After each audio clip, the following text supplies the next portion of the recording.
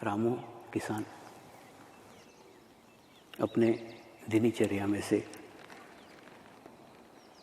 अपने समय में से एक नाटक खेलता है। उस नाटक में रामू वीरभद्र राजा का भूमिका करता है। उस नाटक में रामू वीरभद्र राजा की भूमिका करता है। बहुत सुंदर करता है, बहुत अच्छा करता है। सभी उसके गांव के लोग तारीफ करते हैं कि रामू ने वीरभद्र राजा की भूमिका कितनी सुंदर की, कितनी अच्छी की। लेकिन रामू ने की, यानी रामू अलग है, राजा वीरभद्र अलग है।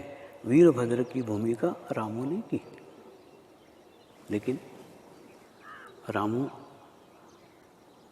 को लोग याद रखते हैं, वीरभद्र को भूल जाते हैं, क्योंकि वो भूमिका थी। ठीक इसी प्रकार से जब रामू की मृत्यु होती है तो लोग कहते हैं ये रामू का शरीर पड़ा हुआ है, रामू का शव पड़ा हुआ है। और रामू की आत्मा के लिए शांति पाठ करते हैं कि उसके आत्मा को शांति प्राप्त हो। जो चला गया वो रामू की आत्मा थी, जो पड़ा हुआ है वो रामू का शव है। तो प्रश्न उठता है, रामू का शव भी रामू नहीं है,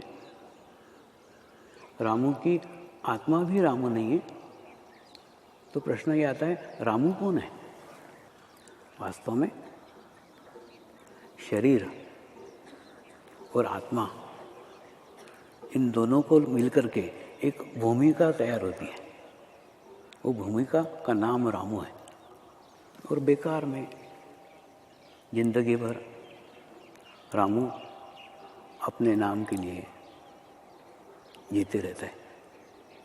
तो उस रामू की जगह आप अपने आप को रख करके देखो कि क्या आपका नाम है? वास्तव में आप एक भूमिका का निभाने के लिए, नाटक में रोल होता है कि नहीं, ऐसा एक नाटक की भूमिका करने के लिए इस धरती पे अवतरित हुए हो, धरती पे आए हो और आपने एक शरीर धारण किया है। उस शरीर का नाम वो है जो आपका है। आपकी भी एक भूमिका है, मेरी भी एक भूमिका है, मेरे को भी एक भूमिका सौंपी हुई है। उस भूमिका को मैं निभा रहा हूँ। आपको एक भूमिका सौंपी हुई, उसको आप निभा रहे हैं। लेकिन जो है वो अस्थायी है। रामू स्थायी था, वीरभद्र की भूमिका अस्थायी थी। ठीक उसी प्रकार से रामू की आत्मा स्थायी थी, रामू अस्थायी था। तो स्थायी और अस्थायी, इसका अंतर पहचानने की आवश्यकता है।